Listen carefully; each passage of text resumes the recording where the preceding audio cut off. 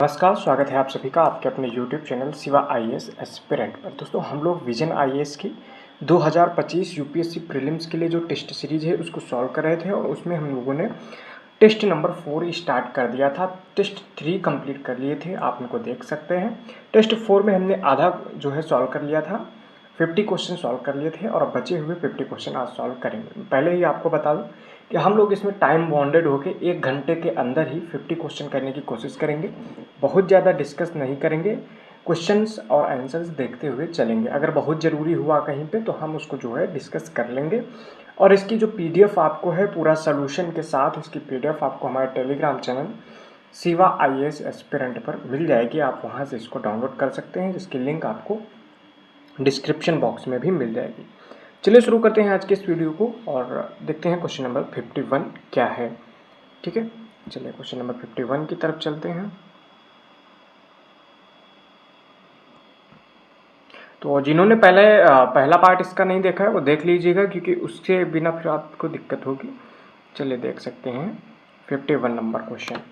तो 51 number question जो है अंतर्राष्ट्रीय व्यापार के संदर्भ में यहाँ पे क्वेश्चन दिया हुआ है। कह रहा है कि अंतर्राष्ट्रीय व्यापार के संदर्भ में निम्नलिखित कथनों पर विचार कीजिए। ठीक है, तो पहला कह रहा है कि इसमें पहला कथन कह रहा है विश्व व्यापार संगठन का गठन प्रशुल्क एवं व्यापार पर सामान्य समझौता, जिसको हम GATT गैट भी बोलते हैं, ठीक है, को प्रतिस्थापित करके किया गया था। जैसा कि आपको पता होगा कि 1994 के बाद जो है 1995 में WTO का गठन होता है GATT के स्थान पर, या फिर कह सकते हो कि GATT को ही क्या परिवर्तित किया गया था WTO में। ठीक है, तो ये कथन आपको देखने को मिलेगा कि सही देखने को मिलेगा।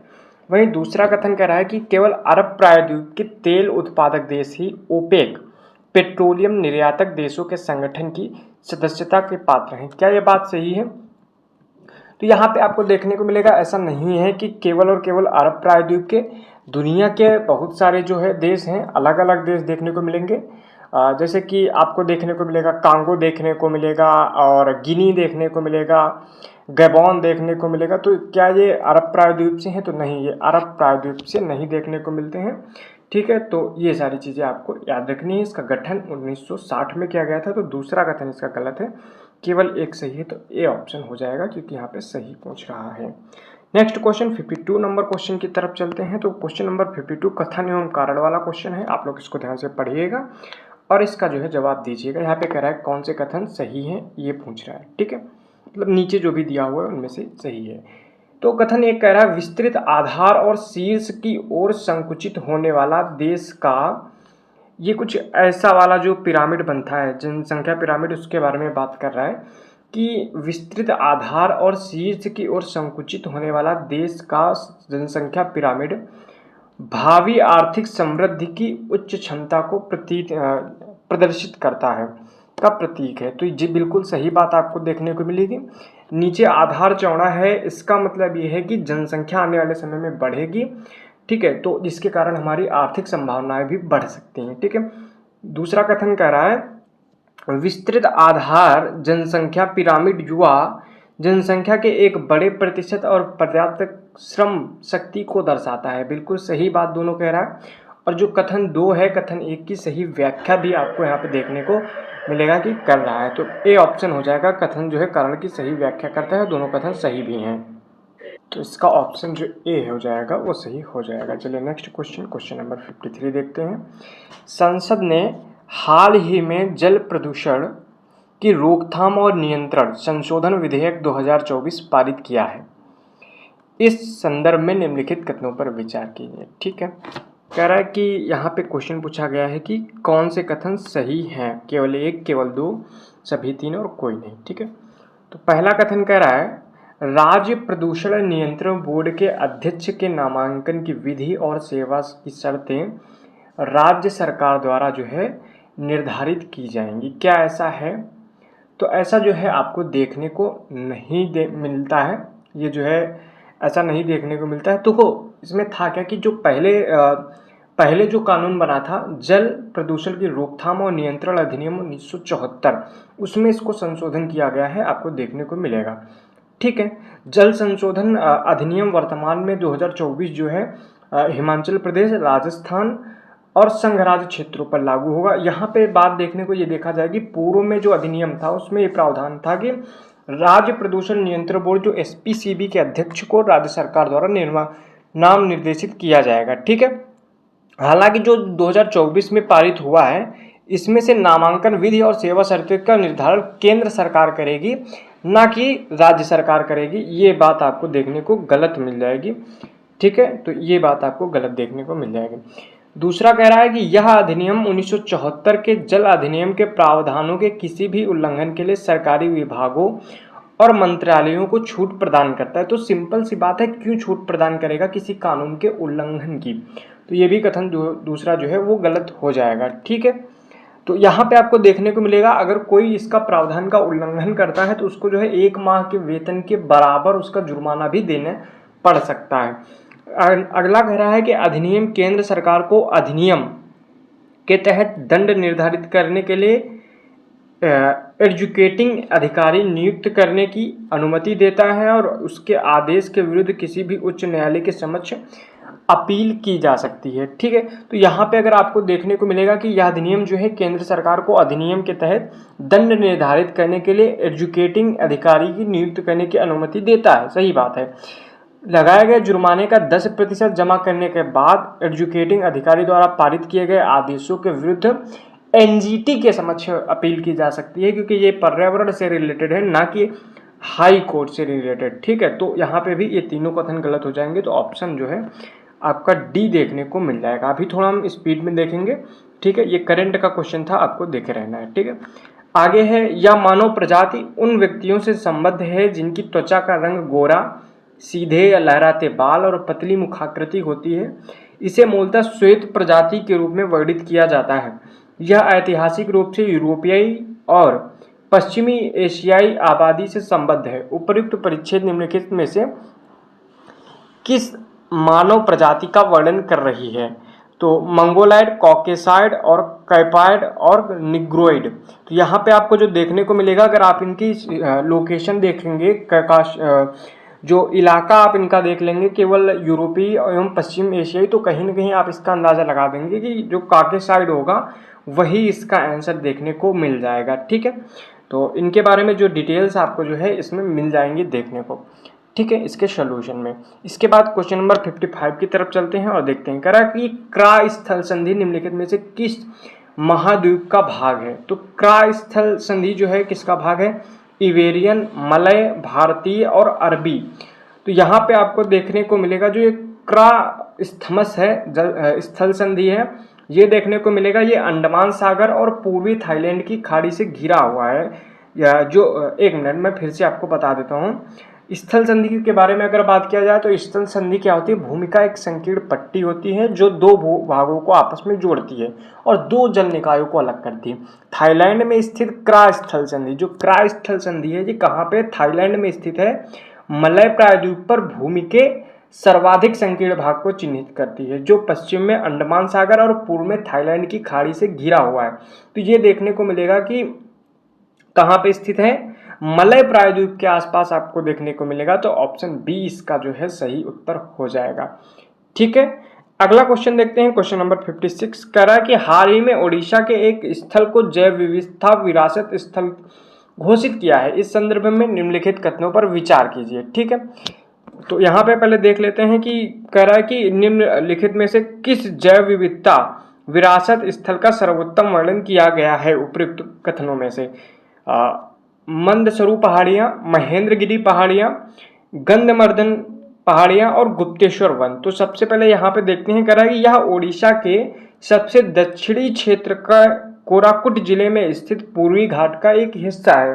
ठीक है, दूसरा कह रहा है अपने पवित्र उपवनों के कारण इसका अत्यधिक सांस्कृतिक महत्व है। तीसरा कह रहा है यह भगवान शिव के प्राकृतिक चूना पत्थर गुफा मंदिर के निकट स्थिर है। तो यहाँ पे आपको जो देखने को मिलेगा, गुप्तेश्वर शिव मंदिर की बात यहाँ पे की जा रही है। गुप्तेश्वर शिव मंदिर के बारे में यहाँ पे बात की गई है, जो कि ओडिशा के कोरापुट जिलों में स्थित है और ये ओडिशा का चौथा जैव विविधता विरासत स्थल देखने को मिलेगा।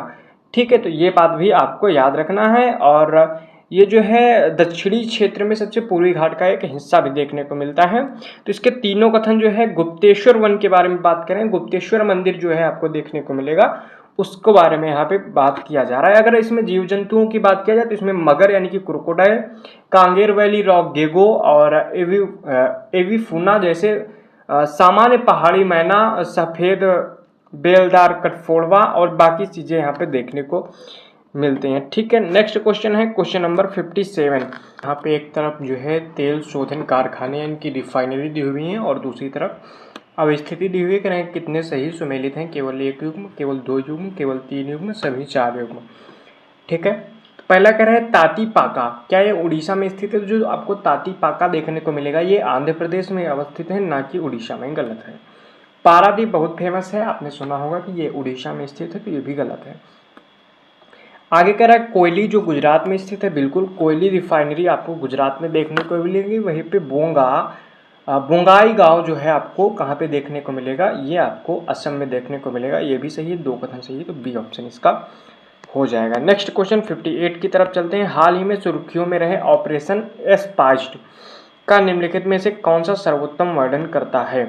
ठीक है, तो यहाँ पे आपको बता दूं कि जो ऑपरेशन एस्पाइस्ड था ये किससे संबंधित था? तो ये जो संबंधित था लाल सागर के मालवाहक जहाज़ों को ईरान समर्थित हूती हमलों से बचाने के लिए यूरोपीय संघ की एक पहल थी, आपको देखने को मिलेगा। जो है ये डी ऑप्शन इसका सही हो जाएगा, ऑपरेशन एस्पाइस्ड के नाम से जो चला गया था। ठीक है, नेक्स्ट क्वेश्चन है 59। पार महाद्वीपीय रेल मार्गों और उनसे संबंधित 2 अंतिम शहरों के संबंध में निम्नलिखित कथनों पर विचार कीजिए। एक तरफ रेल मार्ग दिए हुए हैं, दूसरी तरफ जो है जोड़ने वाले जो शहर हैं वो दिए हुए हैं। कह रहा कितने युग्म जो है सही सुमेलित हैं? केवल 1, केवल 2, केवल 3 और जो है सभी 4। ठीक है, पहला जो कह रहा है कि पार साइबेरियन रेलवे, क्या है मॉस्को को बीजिंग से जोड़ता है? तो बिल्कुल गलत बात देखने को मिलेगी। ये जो पार साइबेरियन रेलवे है ये सेंट पीटर्सबर्ग को रूस के व्लादिवोस्टोक को जोड़ता है, आपको देखने को मिलेगा। ठीक है, दूसरा कह रहा है पार कैनेडियन रेलवे, ये क्या वैंकूवर को हैलिफैक्स से जोड़ता है? तो बिल्कुल आपको देखने को मिलेगा जो है वैंकूवर को हैलिफैक्स से जोड़ता है। तीसरा कह रहा है संघ और प्रशांत रेलवे, ये क्या न्यूयॉर्क शहर को सैन फ्रांसिस्को को जोड़ता है? तो बिल्कुल देखने को मिलेगा कि ये भी सही है। चौथा कह रहा है ओरिएंट एक्सप्रेस, ये क्या पर्थ को सिडनी से जोड़ता है? तो ये गलत बात देखने को मिलेगी। ये ऐसा नहीं है कि जो ओरिएंट एक्सप्रेस है ये पर्थ को सिडनी से नहीं जोड़ता है, ये लंदन से इस्तांबुल की यात्रा का एक समुद्री मार्ग से 10 दिन के मुकाबले जो है 96 घंटे देखने को मिलेगा। ये जो है पेरिस से इस्तांबुल तक जो है विस्तृत है। कहाँ से? पेरिस से इस्तांबुल को देखने को मिलेगा ओरिएंट एक्सप्रेस। ठीक है, तो ये भी गलत है, केवल 2 सही है, तो बी ऑप्शन इसका सही हो जाएगा। क्वेश्चन नंबर 60 देख लेते हैं। कह रहा है अंतर्राष्ट्रीय रेल परिवहन के संदर्भ में निम्नलिखित कथनों पर विचार कीजिए। ठीक है, कह रहा है कि उपयुक्त कथनों में से कौन से सही हैं? केवल 1, केवल 2, 1 और 2 दोनों, ना तो 1 ना ही 2। कह रहा है अफ्रीका में चलने वाली ब्लू ट्रेन दक्षिणी अफ्रीका से के केप टाउन को नामीबिया के विंड हुक से जोड़ती है, क्या ये कथन सही है? तो नहीं, ये कथन जो आपको देखने को मिलेगा ये कथन आपको गलत देखने को मिलेगा, ऐसा नहीं है, ये कथन आपको गलत देखने को मिलेगा। वहीं पे जो दूसरा कथन कह रहा है कि ओरिएंट एक्सप्रेस एक पार महाद्वीपीय रेल मार्ग है जो तुर्की के इस्तांबुल में स्वेटबर्ग से जोड़ता है, तो ये भी गलत बात देखने को मिलेगी। अभी हमने इसको ऊपर देखा, तो डी ऑप्शन इसका हो जाएगा, ना तो 1 ना तो डी। 61 क्वेश्चन नंबर है, निम्नलिखित कथनों पर विचार कीजिए। कह रहा है कि कितने स्थल संभावित पेट्रोलियम भंडार माने जाते हैं? केवल 1, केवल 2, सभी 3, कोई नहीं।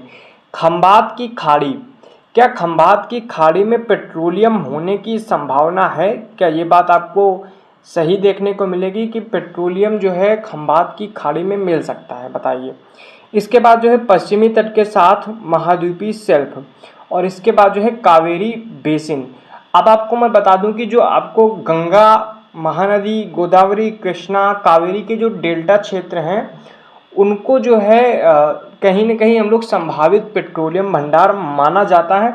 ये बात जो है सही देखने को मिल जाएगी। ठीक है, आगे जो देखने को मिलेगा पश्चिमी तट के साथ महाद्वीपीय शिल्प, ये भी सही देखने को मिलेगा। और पहला जो है खंबात की खाड़ी, ये भी सही देखने को मिलेगा। सभी तीन सही है, तो सी ऑप्शन इसका सही हो जाएगा, सभी तीन। 62 नंबर क्वेश्चन देखते हैं। 62 नंबर क्वेश्चन कह रहा है राष्ट्रीय आयुष मिशन के संदर्भ में निम्नलिखित कथनों पर विचार कीजिए। कह रहा है कि कितने कथन सही हैं, केवल एक, केवल दो, सभी तीन और कोई नहीं। पहला कथन कह रहा है यह भारतीय चिकित्सा की पारंपरिक प्रणालियों को प्रोत्साहन देने का प्रयास करती है, तो बिल्कुल सही बात देखने को मिलेगी।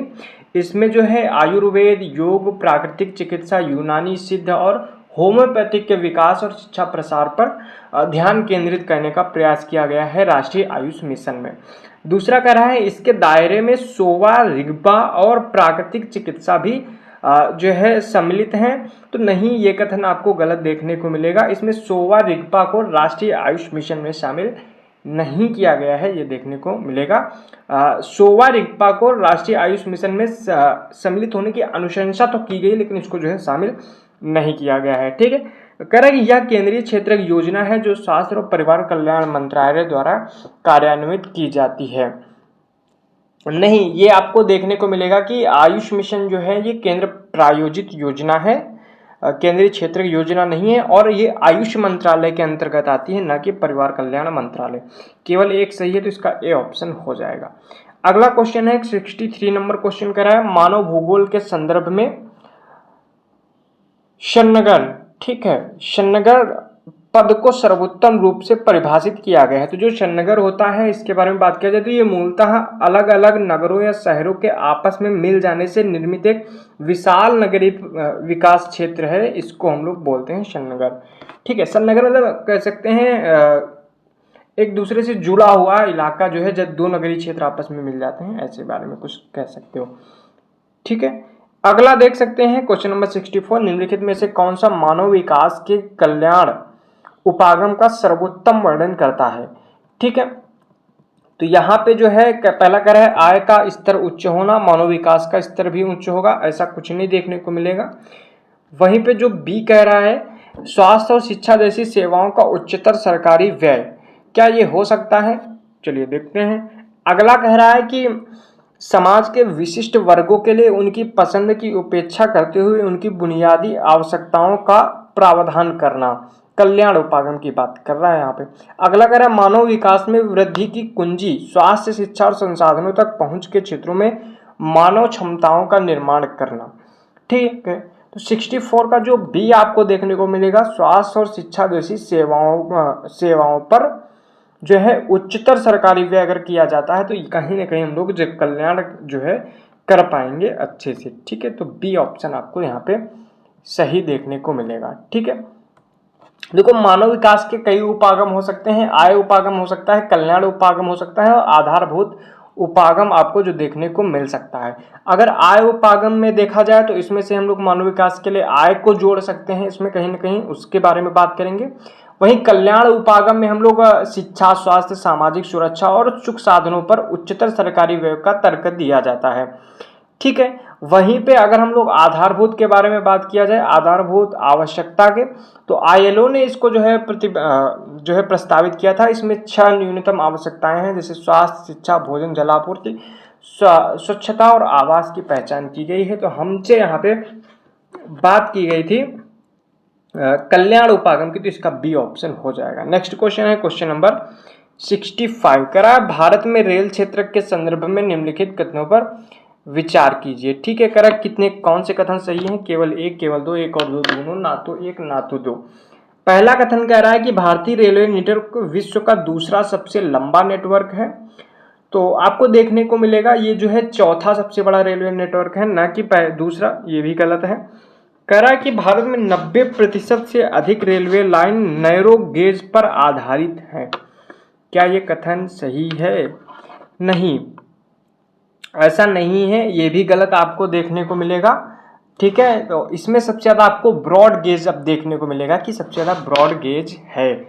ठीक है, तो ये भी गलत है, तो ना तो एक ना तो डी ऑप्शन इसका हो जाएगा। ठीक है, अगला क्वेश्चन है 66 नंबर क्वेश्चन है भारत में खनिज संसाधनों के वितरण के संदर्भ में निम्नलिखित कथनों पर विचार कीजिए। कह रहा है कौन से कथन सही हैं? केवल एक, केवल दो, ना तो एक ना ही दो। केवल दोनों, 1 और 2 दोनों भी, ठीक है। पहला कह रहा है भारत में अधिकांश धात्विक खनिज उत्तर पश्चिमी प्रदेश में धारवाड़ और सैलक्रम में पाया जाता है। धारवाड़ सैलक्रम में पाया जाता है। तो मैं आपको बता दूं भारत के अधिकांश धात्विक खनिज जो है प्रायद्वीपीय पठारी क्षेत्र की प्राचीन क्रिस्टलीय चट्टानों में पाया जाता है, ना कि ये आपको देखने को मिलेगा जो धारवाड़ सैलक्रम यहाँ पे देखने को नहीं मिलेगा, ठीक है। दूसरा कह रहा है कि दामोदर सोन महानदी और गोदावरी बेसिन की घाटियों में भारत का लगभग 30 से 40% कोयला भंडार देखने को मिलता है। कोयले का लगभग 97% भाग जो है दामोदर सोन महानदी और गोदावरी नदियों की घाटी में देखने को मिलता है, ना कि 30 से 40%। ये कथन भी गलत देखने को मिलेगा। 90% यहाँ पे आपको देखने को मिल जाएगा दामोदर सोन महानदी और गोदावरी के क्षेत्र में। दोनों कथन गलत हैं, इसलिए डी ऑप्शन इसका सही हो जाएगा। अगला क्वेश्चन नंबर 67 है, देखते हैं। मीथेन हाइड्रेट के संदर्भ में निम्नलिखित कथनों पर विचार कह रहा कि उपरोक्त में से कितने कथन सही हैं? केवल 1, केवल 2, सभी 3 और कोई नहीं। पहला कथन कह रहा है यह समुद्री तलों, मीथेन हाइड्रेट, ठीक है, कह रहा है यह समुद्री तलों और स्थायी तुषार में पाया जाने वाला जमे हुए मीथेन अणुओं का जालक है। बिल्कुल सही बात देखने को मिलेगी। दूसरा कह रहा है 1 लीटर ठोस मीथेन हाइड्रेट से गैस निर्मुक्ति का अनुपात लगभग 150 लीटर है। तो ये बात भी आपको कहीं ना कहीं सही देखने को मिल जाती है। लगभग 165 लीटर जो है गैस निर्मुक्त होती है, ये बात आप देख सकते हैं, ठीक है। अगला कह रहा है कृष्णा गोदावरी बेसिन जो है मीथेन हाइड्रेट के सबसे बड़े और समृद्ध स्रोतों में से एक है। ये बात भी आपको देखने को मिलेगी। यहाँ पे सबसे मोटी निक्षेप परत देखने को मिली है। सभी 3 सही हैं, तो डी ऑप्शन इसका हो जाएगा। अगला क्वेश्चन है 68 नंबर क्वेश्चन है। HDI ह्यूमन डेवलपमेंट इंडेक्स मानव विकास सूचकांक के बारे में यहाँ पे बात की गई है। कह रहा है कि बताना है कि कितने कथन सही हैं? केवल 1, केवल 2, सभी 3 और कोई नहीं। तो पहला कथन कह रहा है विश्व बैंक द्वारा मानव विकास रिपोर्ट के एक घटक के रूप में HDI जारी किया जाता है। क्या ये कथन सही है? तो नहीं, आपको देखने को मिलेगा कि ये गलत रिपोर्ट बात देखने को मिलेगी। मानव विकास सूचकांक जो है मानव विकास रिपोर्ट का एक मुख्य घटक है, जिसे जो है संयुक्त राष्ट्र विकास परिषद UNDP के द्वारा जारी किया जाता है, ना कि विश्व बैंक के द्वारा। तो ये गलत बात देखने को मिलेगी।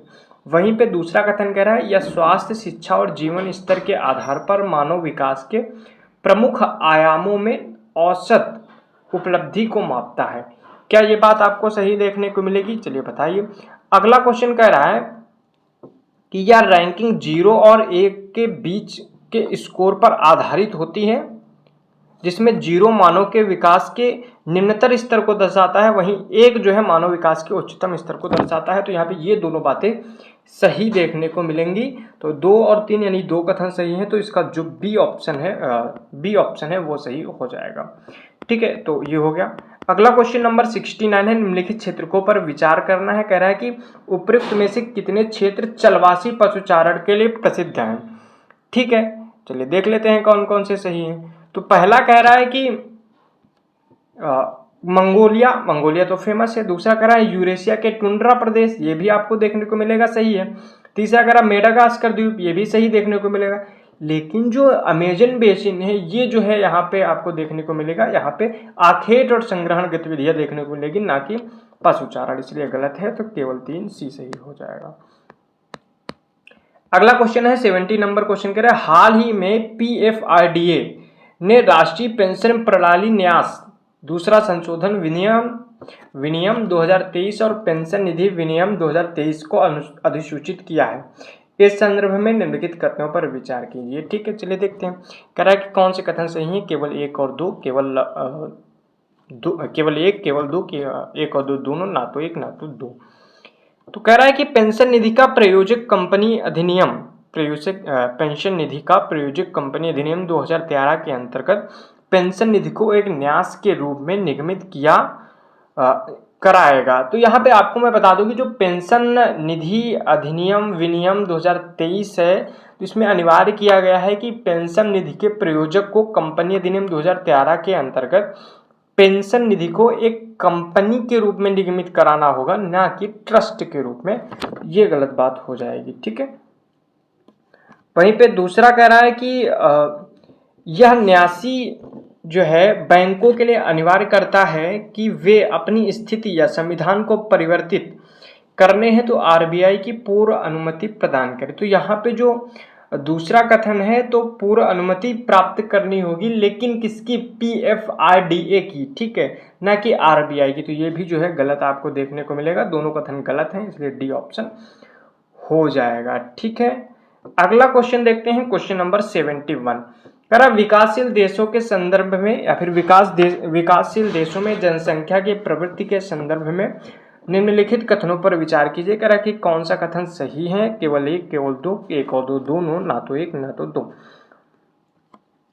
पहला कथन जो कह रहा है कि विकासशील देशों में उच्च जन्म और मृत्यु दर से निम्न जन्म और मृत्यु दर की ओर संक्रमण हुआ है, जिसके परिणाम स्वरूप जनसंख्या वृद्धि धीमी हुई। तो ये आपको गलत देखने को मिलेगा। विकसित देशों में उच्च जन्म और मृत्यु दर से निम्न जन्म और मृत्यु दर की ओर संक्रमण हुआ है, जिसके परिणाम स्वरूप ये जो है जो बात कर रहा है ये विकसित देशों की कर रहा है, ना कि विकासशील देशों की, ठीक है। अगला कह रहा समग्र बढ़ती जन्म दर के कारण 2023 में वैश्विक जनसंख्या 10 बिलियन के अधिक नहीं 8 बिलियन आपको देखने को मिलेगा।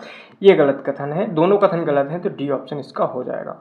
नेक्स्ट क्वेश्चन है 72 नंबर क्वेश्चन देखते हैं। हाल ही में पर्यावरण, वन और जलवायु परिवर्तन मंत्रालय ने भारत में तेंदुओं की स्थिति रिपोर्ट 2022 जारी की है।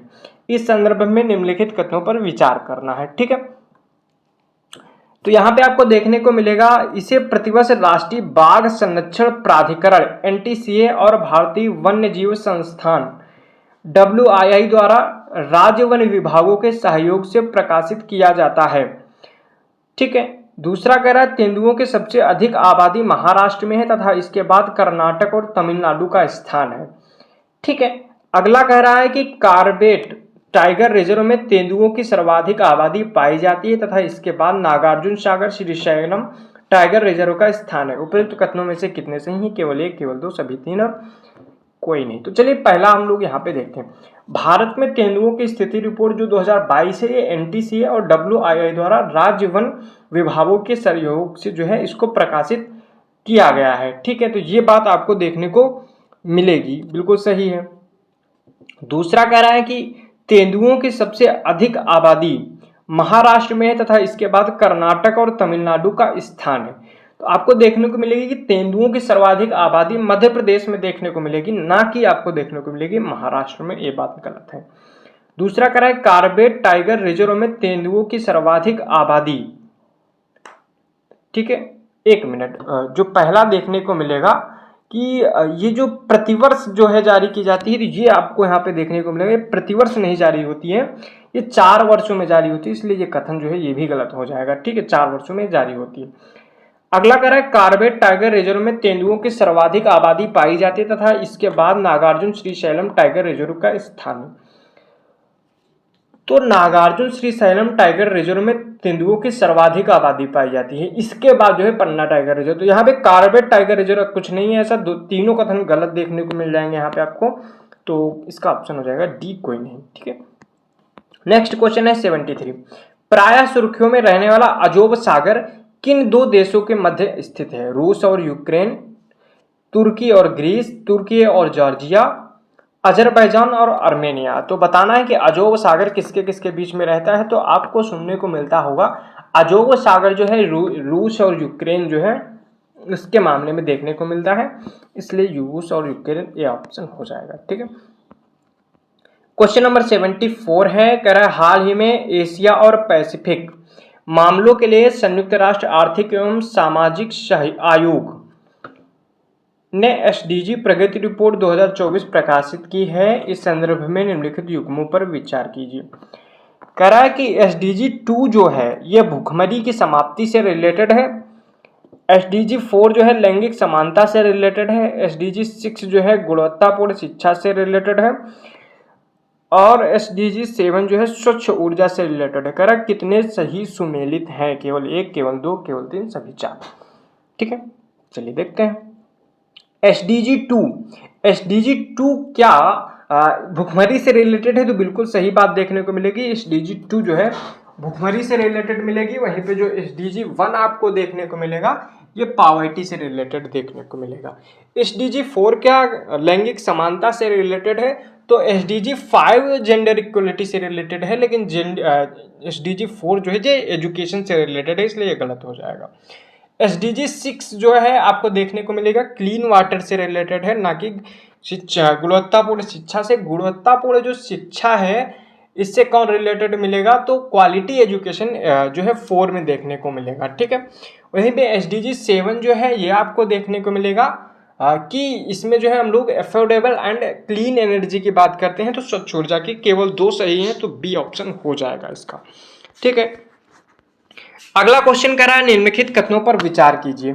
भारत में साक्षरता दर 5 वर्ष से अधिक आयु वाली जनसंख्या के उस प्रतिशत को अधिसूचित करता है जो पढ़ लिख सकता है, ठीक है। क्या यहाँ पे 5 वर्ष लिया जाता है, तो नहीं, यहाँ पे 7 वर्ष लिया जाता है, इसलिए कथन गलत हो जाएगा। दूसरा कह रहा है 2011 की जनगणना के अनुसार भारतीय राज्यों और केंद्र शासित प्रदेशों में केरल की समग्र साक्षरता दर सर्वाधिक है, जबकि लक्षद्वीप में महिला साक्षरता दर सर्वाधिक है। यहाँ पे आपको देखने को मिलेगा कि भारतीय राज्यों और केंद्र शासित प्रदेशों में संलग्न या फिर समग्र साक्षरता और महिला साक्षरता दोनों में क्रमशः 93% और 91% के साथ केरल स्थान पे है, लेकिन सबसे कम साक्षरता दर बिहार की देखने को मिलेगी, जबकि सबसे कम महिला साक्षरता दर आपको राजस्थान में देखने को मिलेगी, ना कि लक्षद्वीप में। ये भी गलत है, इसलिए डी ऑप्शन इसका हो जाएगा। नेक्स्ट क्वेश्चन 76 नंबर क्वेश्चन देखते हैं। अभी हम थोड़ा स्पीड से करेंगे जिससे कि टाइम थोड़ा सा जल्दी हो जाए, ठीक है। अगला कह रहा है निम्नलिखित शहरों में से कौन सा एक भूमध्य सागर के किनारे अवस्थित है। काहिरा, हाइफा, अस्मान और दशमिक। तो यहाँ पे आपको देखने को मिलेगा जो हाइफा पोर्ट है ये आपको देखने को मिलेगा कि इजराइल में आपको देखने को मिलेगा, और जो है ये न्यूज में था, तो ये जो है आपका हाइफा जो है भूमध्य सागर के किनारे देखने को मिलता है। नेक्स्ट क्वेश्चन 77 ने कहा निम्नलिखित में से किस राज्य में 200 वर्ष पुरानी बांस ड्रिप सिंचाई प्रणाली प्रचलित है, ठीक है। कह रहा है असम, अरुणाचल प्रदेश, मेघालय और मणिपुर। तो ये जो 200 वर्ष पुरानी बांस ड्रिप सिंचाई प्रणाली है ये फेमस है मेघालय में, आपको देखने को मिलेगा। नेक्स्ट क्वेश्चन है 78 हाल ही में 5 नए देश पूर्णकालिक स्थायी सदस्य के रूप में ब्रिक्स में शामिल हुए हैं। इस संदर्भ में निम्नलिखित कदमों पर विचार करा, ठीक है। करा इन सदस्यों के शामिल होने के साथ ही ब्रिक्स ने मौद्रिक जीडीपी के मामले में G7 देशों की जीडीपी को पीछे छोड़ दिया है। क्या ये बात सही देखने को मिलेगी आपको, ठीक है। अगला देखने को मिलेगा आपको जो है कथन दूसरा, अर्जेंटीना उन 5 देशों में से एक है जो ब्रिक्स में पूर्णकालिक स्थायी सदस्य के रूप में शामिल हुआ है, ठीक है। वहीं पे तीसरा जो कथन है ये कह रहा है कि नए सदस्यों के शामिल होने के साथ ब्रिक्स विश्व की तेल मांग की 1/3 से अधिक आपूर्ति करने वाला बन गया है। कह रहा कितने कथन सही, केवल 1, केवल 2, सभी 3 और कोई नहीं। तो यहाँ पे जो पहला कथन आपको देखने को मिलेगा नए सदस्यों के शामिल होने के बाद जीडीपी जो G7 देशों से ज्यादा देखने को मिलेगी, तो ऐसा जो है आपको देखने को मिलेगा नहीं, ऐसा है नहीं, ऐसा जो है गलत देखने को मिलेगा, ठीक है। ये बात सही नहीं है, ठीक है। अगला कथन देखने को मिलेगा कि अर्जेंटीना उन 5 देशों में से एक है जो ब्रिक्स में पूर्णकालिक स्थायी सदस्य के रूप में शामिल हुआ है। तो ये बात आपको देखने को मिलेगा कि इसने वापस कर लिया है अर्जेंटीना, ये शामिल नहीं हुआ। तीसरा कह रहा है नए सदस्यों के शामिल होने के साथ ब्रिक्स विश्व की तेल मांग की एक आपूर्ति का 1/3 हिस्सा जो है ये कहीं ना कहीं पूरा कर रहा है। तो ये बिल्कुल 42% लगभग हो चुका है, क्योंकि इसमें UAE, सऊदी अरब और ईरान जैसे देश भी शामिल हो गए। तो बिल्कुल ये बात सही देखने को मिलेगा, केवल एक ऑप्शन सही है, तो ए ऑप्शन इसका हो जाएगा। 79 क्वेश्चन है इस प्रकार की बस्ती, यहाँ पे बस्तियां कुछ दी हुई है उनके बारे में यहाँ पे बात कर लिए हैं, पहचानना है किस तरह का जो है बस्ती है। पहला कह रहा है इस प्रकार की बस्ती भौतिक रूप से एक दूसरे से समकोण, एक दूसरे से पृथक अनेक इकाइयों में बटी होती हैं, किंतु उन सबका नाम एक रहता है। इन इकाइयों को देश के विभिन्न भागों में स्थानीय स्तर पर पन्ना, पाड़ा, पाली, नगला, ढांडी इत्यादि कहा जाता है। ऐसे गांव मध्य और निम्न गंगा के मैदान, छत्तीसगढ़, हिमालय की निचली घाटियों में बहुतायत में पाए जाते हैं। उपयुक्त विवरण में निम्नलिखित में से कौन सा सर्वोत्तम रूप से प्रतिबिंबित करता है। गुच्छित बस्तियां, पल्ली बस्तियां, अर्धगुच्छित बस्तियां और इसके बाद जो है परिक्षिप्त बस्तियां। तो यहाँ पे जो पल्ली बस्तियां हैं इनके बारे में यहाँ पे बात की जा रही है, तो जो है आपको देखने को मिलेगा सही है, ठीक है। नेक्स्ट क्वेश्चन है क्वेश्चन नंबर 80 नंबर क्वेश्चन देख लेते हैं। हाल ही में प्रधानमंत्री ने असम में मां कामाख्या एक्सेस कॉरिडोर की आधारशिला रखी। इस संदर्भ में निम्नलिखित कथनों पर विचार कीजिए। ठीक है, तो कामाख्या मंदिर के बारे में यहाँ पे बात की जा रही है। चलिए देख लेते हैं कौन से कथन सही हैं, कौन से कथन गलत हैं। ठीक है, तो पहला कथन कह रहा है कि कामाख्या मंदिर का पुनर्निर्माण 16वीं शताब्दी में अहोम राजवंश के शासकों द्वारा किया गया था। तो आपको बता दूं कि इसका जो पुनर्निर्माण है 16वीं शताब्दी यानी कि 1562 के आसपास हुआ था, जिसका जो करवाया किसने था, ये कोच वंश के शासक थे, ना कि अहोम राजवंश के शासक थे, इसलिए ये गलत हो जाएगा। कोच वंश के शासक जो है नर नारायण के आदेश पे करवाया गया था। ठीक है, अगला देखते हैं कि इस मंदिर की प्रमुख शैली मंदिर वास्तुकला की पाल शैली से संबंधित है। तो ये आपको जो देखने को मिलेगा, क्या ये पाल शैली से संबंधित तो नहीं, ये पाल शैली से जो है संबंधित देखने को नहीं मिलेगा। इसमें जो है दो अलग अलग शैलियों का जो मिश्रण देखने को मिलेगा, नागर शैली और सार्वजनिक शैली यानी कि मुगल जो शैली थी उससे रिलेटेड जो देखने को मिलेगा, तो ये गलत हो जाएगा। अगला कह रहा है मंदिर परिसर में अंबुबाची मेला नामक एक प्रजनन उत्सव आयोजित किया जाता है। तो ये बिल्कुल सही बात देखने को मिलेगी, केवल एक कथन सही है, ए ऑप्शन इसका हो जाएगा। नेक्स्ट क्वेश्चन नंबर 81 की तरफ चलते हैं। प्रमुख समुद्री मार्गों के संदर्भ में निम्नलिखित कथनों पर विचार करना है।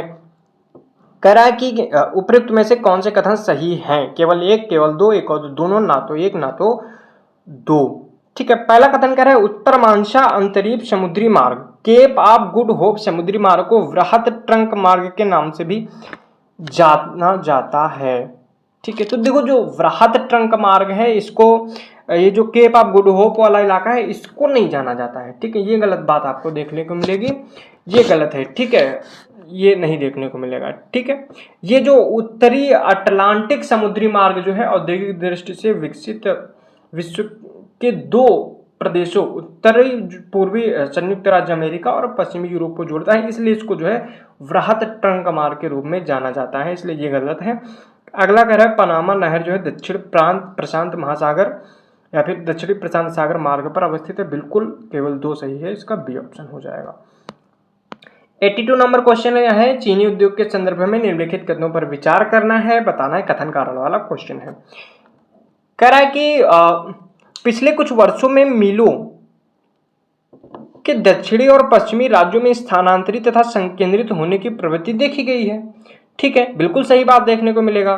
ठीक है, अगला कह रहा है कि कारण इसमें कह रहा है, ये कथन तो एक तो बिल्कुल सही है। दूसरा कह रहा है इन राज्यों में सहकारी समितियां अधिक सफल रही हैं। तो देखने को मिलेगा कि कथन और कारण जो है कहीं ना कहीं बिल्कुल सही देखने को मिल रहा है। तो ठीक है, दोनों कथन सही हो जाएंगे, एक और दो दोनों सही हैं और कथन दो है, कथन एक की सही जो है व्याख्या भी कर रहा है। ठीक है, नेक्स्ट क्वेश्चन 83 नंबर का क्वेश्चन कह रहा है या लॉ एस, यहाँ पे कुछ जो है आप एक मिनट देख सकते हैं नीचे। कह रहा है कि उपरोक्त परिच्छेद में निम्नलिखित में से किस खनिज का वर्णन किया गया है, मैग्नीज, कोयला, अभ्रक और बॉक्साइट। ठीक है, चलिए देख लेते हैं। कह रहा है कि यह लौह अयस्क के प्रगलन के लिए एक महत्वपूर्ण कच्चा माल है और इसका उपयोग लौह मिश्र धातु विनिर्माण में किया जाता है। इसके निक्षेप लगभग सभी भूगर्भिक संरचनाओं में पाए जाते हैं, हालांकि मुख्य रूप से धारवाड़ क्रम से संबद्ध है। भारत में ओडिशा और कर्नाटक इसके प्रमुख उत्पादक राज्य हैं। तो यहाँ पे जो बात की जा रही है मैंगनीज की बात की जा रही है। मैंगनीज जो है आपको देखने को मिलेगा, जो लौह अयस्क जो है उसमें इसमें ऑप्शन में केवल मैंगनीज ही आपको देखने को मिलेगा, अभ्रक भी देखने को मिलेगा, लेकिन इसमें मुख्य रूप से आप जो बात कर रहे हैं वो मैंगनीज की बात कर रहा है।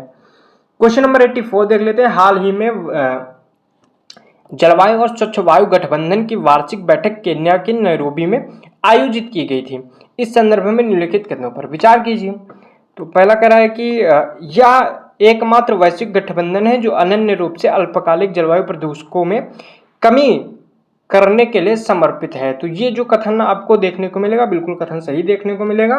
दूसरा कथन कह रहा है यह ग्लोबल मीथेन प्लेज के सचिवालय के रूप में कार्य करता है। ये भी कथन जो है आपको सही देखने को मिल जाएगा। दोनों कथन सही है, पूछ रहा है कौन से सही है, तो सी ऑप्शन इसका हो जाएगा। नेक्स्ट क्वेश्चन 85 है। निम्नलिखित कथनों पर विचार करना है। अगर आपको स्पीड ज्यादा तेज लग रही है तो आप पॉज करके भी आंसर देख सकते हैं। ठीक है, अभी जो है टाइम बाउंडेड का जो थोड़ा इश्यू है वो भी करना पड़ेगा। ठीक है, कह रहा है कि यहाँ पे आप देख सकते हैं उपरोक्त में से कितने जनसंख्या की प्राकृतिक वृद्धि दर के घटक है, केवल एक, केवल दो, केवल तीन और सभी चार। अशोधित जन्म दर, ठीक है, क्या है? चलिए अगला देखते हैं। अशोधित मृत्यु दर, अप्रवास, उत्प्रवास, ठीक है। तो यहां पे जो देखने को मिलेगा अशोधित मृत्यु दर और अशोधित जन्म दर, यही दो केवल जो है प्राकृतिक वृद्धि के दर के घटक के रूप में जाने जाते हैं।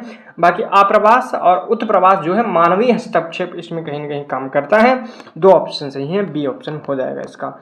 86 नंबर क्वेश्चन देखते हैं। निम्नलिखित कथनों पर विचार करना है। कह रहा है कि उपयुक्त कथनों में से कौन सा नगरीय संकुल से संबंधित है, ठीक है। चलिए देख लेते हैं।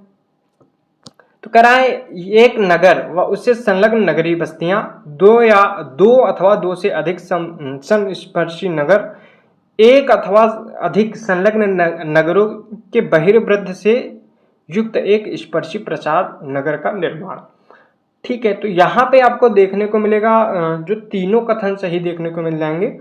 तीनों कथन जो है सही देखने को मिल जाएंगे। ये तीनों जो है नगरीय संकुल से जुड़े हुए हैं।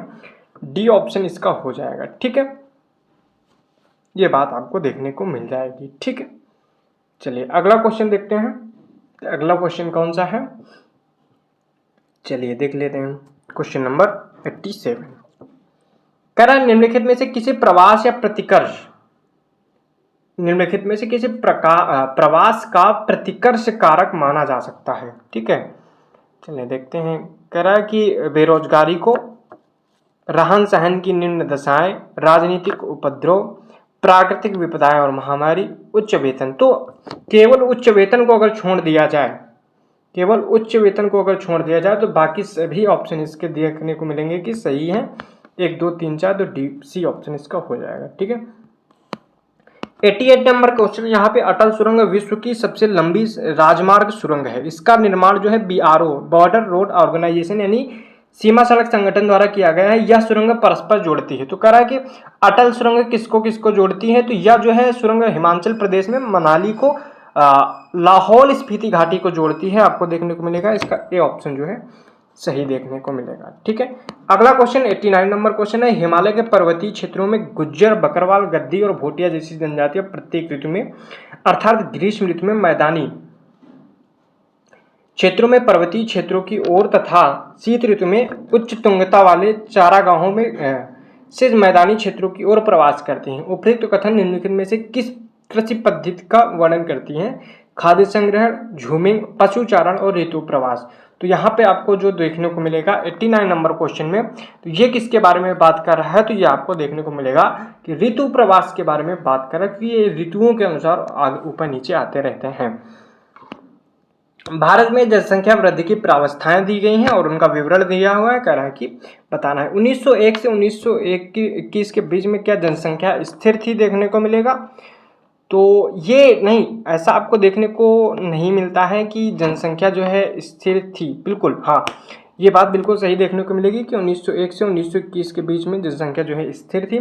1921 से 1951 के बीच में जनसंख्या जो है थोड़ा सा देखने को मिलेगी बढ़ी थी, बट विस्फोट का कारण नहीं थी। तो ये जो है कथन आपको गलत देखने को मिलेगा। 1952 से 81 के बीच में यहाँ पे आपको देखने को मिलेगी वृद्धि दर जो है यहाँ पे जनसंख्या विस्फोट देखने को मिलेगा, ठीक है। तो ये भी गलत हो जाएगा। 81 से वर्तमान तक विशाल जनसंख्या किंतु क्रमिक मंदी आपको देखने को मिलेगी, ये सही बिल्कुल देखने को मिल जाएगा, ठीक है। तो 1 और 4 सही से मिले थे, डी ऑप्शन बी ऑप्शन इसका हो जाएगा सही से मिले, 2 सही है, ठीक है। 91 नंबर क्वेश्चन देख सकते हैं कि शहरी विकास के संदर्भ में निम्नलिखित कथनों पर विचार करना है। तो कह रहा है कि उपयुक्त में से कितनी संयुक्त राष्ट्र विकास कार्यक्रम की शहरी रणनीति के अंतर्गत उपबंधित प्राथमिकताएं हैं, ठीक है। चलिए देख लेते हैं। कह रहा है कि शहरी गरीबों की जो है आश्रय में वृद्धि, बिल्कुल। महिलाओं की मूलभूत सेवाओं तक पहुंच में सुधार, बिल्कुल। वैश्विक परिवहन प्रणालियों का उन्नयन, बिल्कुल सही है, सभी 3 सही हैं, इसके सी ऑप्शन हो जाएगा। इसमें और भी चीज़ें ऐड की गई हैं, शिक्षा, प्राथमिक स्वास्थ्य देखभाल, स्वच्छ और स्वच्छता और बुनियादी सेवाएं, इनको जो है आपने पढ़ लिया है। ऊर्जा के लिए भी इसमें जोड़ा गया है, वैकल्पिक परिवहन जोड़ा गया है, वायु प्रदूषण को कम करना भी इनमें जोड़ा गया है। 92 नंबर क्वेश्चन देख लेते हैं। विधि आयोग के बारे में यहाँ पे क्वेश्चन देखने को मिलेगा कि विधि आयोग के संदर्भ में यहाँ पे बात की गई। कह रहा है हाल ही में भारत के 22वें विधि आयोग ने महामारी रोग अधिनियम 1897 की एक व्यापक समीक्षा शीर्षक के साथ जो है रिपोर्ट प्रस्तुत की है। इस संदर्भ में निम्नलिखित कथनों पर विचार करना है। कह रहा है महामारी रोग अधिनियम 1897 के तहत महामारी को परिभाषित करने के साथ साथ प्रकोप महामारी विश्वव्यापी महामारी के बीच अंतर स्पष्ट किया गया है। तो देखिए इसके तहत महामारी या संक्रमण बीमारी को परिभाषित नहीं करता है और प्रकोप महामारी और विश्व स्तरीय विश्वव्यापी महामारी के बीच अंतर भी स्पष्ट नहीं करता है। तो ये कथन आपको जो देखने को गलत मिलेगा। ठीक है, अगला कह रहा है महामारी रोग अधिनियम 2020। ठीक है, इसमें संशोधन किया गया था, तो इसके बारे में बात की जाए। ठीक है, जिसे कोविड महामारी के बाद पारित किया गया था, स्थानीय सरकारों को महामारी के प्रसार को रोकने की शक्ति प्रदान करता है। यहाँ पे आपको देखने को मिलेगा यह अधिनियम जो है स्थानीय सरकारों को महामारी को नियंत्रित करने के लिए सांविधिक शक्ति प्रदान नहीं करता है, ऐसा नहीं है। ये कथन भी आपको गलत देखने को मिलेगा। तो डी ऑप्शन इसका हो जाएगा, ना तो एक ना तो दो। ठीक है, चलिए 93 नंबर क्वेश्चन देखते हैं। ठीक है, मार्केट गार्डनिंग। ठीक है, गार्डनिंग निम्नलिखित में से किस जलवायु प्रकार से संबंधित है? ठीक है, तो ये कथन जो आपको देखने को मार्केट गार्डनिंग जो है ये आपको देखने को मिलेगा ठंडे शीतोष्ण जो है पश्चिमी सीमांत जलवायु के बारे में यहाँ पे बात की जा रही है। ठीक है, अगला क्वेश्चन देखते हैं, क्वेश्चन नंबर 94। जनगणना 2021 के संदर्भ में निम्नलिखित कथनों पर विचार कीजिए। अगर भारत का जनघनत्व जो है, जनसंख्या घनत्व जो है 500 व्यक्ति प्रति वर्ग किलोमीटर से कम है। ठीक है, दूसरा कह रहा है 2011 में पश्चिम बंगाल में जनसंख्या घनत्व सबसे अधिक है। कौन से कथन सही है? केवल एक, केवल दो, केवल एक और दो, दोनों, और ना तो एक ना तो दो। ठीक है, तो जो पहला कथन इसमें देखने को मिलेगा भारत का जो है औसत जनसंख्या घनत्व तो आपको देखने को मिलेगा 382 था। ठीक है, तो ये कथन तो सही है, 500 से कम है। लेकिन जो दूसरा है कि पश्चिम बंगाल का जनसंख्या घनत्व सबसे अधिक है, तो नहीं, पश्चिम बंगाल का सबसे अधिक जनसंख्या घनत्व आपको देखने को नहीं मिलेगा। इसमें बिहार आपको देखने को मिलता है, तो ये ऑप्शन सही हो जाएगा। 95 नंबर क्वेश्चन देखते हैं। कह रहा है निम्नलिखित व्यापारिक केंद्रों में से कौन सा आंत्रपोपत्तन का उदाहरण है? त्रिपोली लीबिया, कैलाइस फ्रांस और कराची पाकिस्तान, सिंगापुर। तो यहाँ पे आपको जो आंत्रपोपत्तन का उदाहरण देखने को मिलेगा ये कैलाइस और फ्रांस देखने को मिलेगा। बी ऑप्शन इसका सही हो जाएगा। ठीक है, एक मिनट में आंत्रपोपत्तन का उदाहरण देखने को मिलेगा। आंत्रपोपत्तन का उदाहरण, आंत्रपोपत्तन का मतलब होता क्या है? आंत्रपोपत्तन ऐसा व्यापारिक पोस्ट होता है, पत्तन होता है जहाँ पे पुनः निर्यात किया जाता है, वस्तुओं को इकट्ठा किया जाता है और निर्यात किया जाता है। तो यहाँ पे आपको देखने को, सॉरी ये कैलाइस फ्रांस नहीं होगा, ये जो है आपको सिंगापुर देखने को मिलेगा। ठीक है, अगला क्वेश्चन है 96 नंबर क्वेश्चन कर रहा है यह एक औषधि पौधा है जो हिमाचल प्रदेश और अरुणाचल प्रदेश के विभिन्न भागों में पाया जाता है। इसकी छाल, टहनियाँ, नुकीली पत्तियां और जड़ों से कैंसर रोधी औषधि टैक्सोल तैयार की जाती है। अत्यधिक दोहन के कारण इस प्रजाति के समक्ष अत्यधिक खतरा उत्पन्न हो गया है। उपयुक्त परिच्छेद निम्नलिखित में से किस प्रजाति को संदर्भित करता है? तो ये जो है हिमालयन यव जो है इसके बारे में यहाँ पे बात की गई है। ये कथन आपका हिमालयन यव जो है संबंधित है इससे। ठीक है, अगला है 97 नंबर क्वेश्चन। कह रहा है कि यह परंपरागत समुदाय अपने अनूठे रीति रिवाजों और संस्कृति के लिए जाना जाता है, जिसमें जीवंत वस्त्र, जटिल हेयर स्टाइल, परिष्कृत आभूषण और चेहरे की चित्रकारी शामिल है। यह समुदाय भूमध्यरेखीय वन और व्यापारिक भवनों द्वारा निर्मित गर्म मरुस्थल के बीच पाया जाता है और वैकल्पिक रूप से उष्ण वर्षा ऋतु और ठंडी शीत ऋतु इस क्षेत्र की विशेषता है, जिसे सूडान तुल्य जलवायु के रूप में भी जाना जाता है। उपयुक्त परिच्छेद में निम्नलिखित में से किस जनजाति का सर्वोत्तम वर्णन किया गया है? तो ये जो है वर्णन किया जा रहा है, ये मसाई जनजाति के बारे में आपको देखने को मिलेगा। मसाई जनजाति के बारे में यहाँ पे बात की जा रही है। ठीक है, सवाना या सूडान एक संक्रमणकालीन प्रकार की जलवायु देखने को मिलेगी आपको। ठीक है, तो यहाँ पे जो बात की जा रही है ये मसाई जनजाति जो कि केन्या और तंजानिया की जो ग्रेट रिफ्ट वैली है वहाँ के आसपास आपको देखने को मिलती है। ठीक है, 98 नंबर क्वेश्चन है, कह रहा है कि जल विद्युत परियोजनाएं और नदियाँ, क्या नागार्जुन सागर जो है गोदावरी नदी पे बना हुआ है? तो नागार्जुन सागर जो है कृष्णा नदी पे बना हुआ देखने को मिलेगा, इसलिए पहला तो आपका गलत हो जाएगा। ठीक है। दूसरा कह रहा है हीराकुंड जो है महानदी पे बना हुआ है, तो बिल्कुल हीराकुंड जो है महानदी पे। नरौरा गंगा नदी पे बना हुआ है, तो नरौरा जो है उत्तर प्रदेश के में गंगा नदी पर स्थित, बिल्कुल सही देखने को मिलेगा। और जो है मेट्टूर बांध कहाँ पे देखने को मिलेगा, कावेरी में देखने को मिलेगा। कह रहा है कितने सही हैं, तो 3 सही हैं, तो सी ऑप्शन इसका हो जाएगा। 99 नंबर क्वेश्चन है, भारत में भू उपयोग का दिया है वर्गीकरण और विवरण। कह रहा है बंजर या व्यर्थ भूमि वह भूमि होती है जो पिछले 5 वर्षों या अधिक समय तक परती या फिर कृषि रहित पड़ी हो। क्या ये सही बात आपको देखने को मिलेगी? क्या ये सही व्याख्या कर रहा है? तो नहीं, ये गलत बात आपको देखने को मिलेगी। ठीक है, देखो बंजर भूमि होती क्या है, वह भूमि जो प्रचलित प्रौद्योगिकी की मदद से कृषि योग्य नहीं बनाई जा सकती। ठीक है, ये बात आपको देखने को मिलेगी।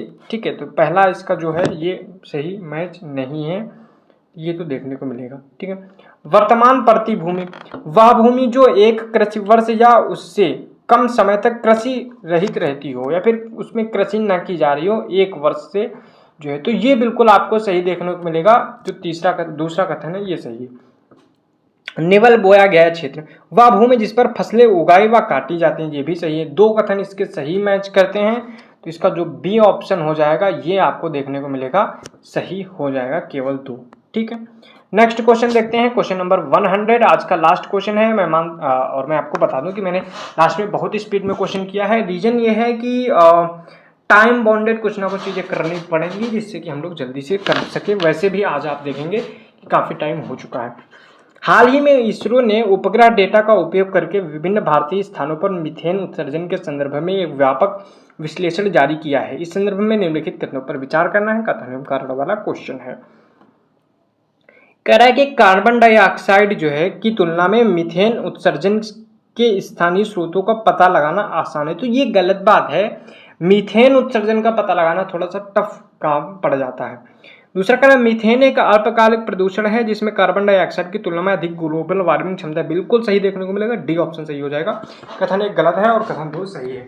तो ये हो चुके हैं, आपका टेस्ट 4 कंप्लीट हो चुका है। इसका पार्ट 1 भी आप लोग देख लीजिएगा और अच्छे से इसकी पीडीएफ में बता दूं कि टेलीग्राम चैनल पे मिल जाएगी, उसको आप प्रॉपर पढ़िएगा क्वेश्चन। उसके बाद फिर वीडियो देखने के बाद इसका जो है सॉल्यूशन आप पढ़ सकते हैं और प्रॉपर तरीके से जो भी टॉपिक नहीं आ रहे हैं उनको तैयार कर सकते हैं, अपने जो गैप हैं उनको फुलफिल कर सकते हैं और तैयारी को अपर लेवल पे ले जा सकते हैं। तो आशा करता हूँ कि वीडियो पसंद आई होगी। वीडियो पसंद आई है तो लाइक कर दीजिए, चैनल को सब्सक्राइब कर लीजिए, वीडियो को दोस्तों के साथ शेयर भी कर देना और मिलते हैं नेक्स्ट वीडियो के। तब तक के लिए जय हिंद, वंदे मातरम।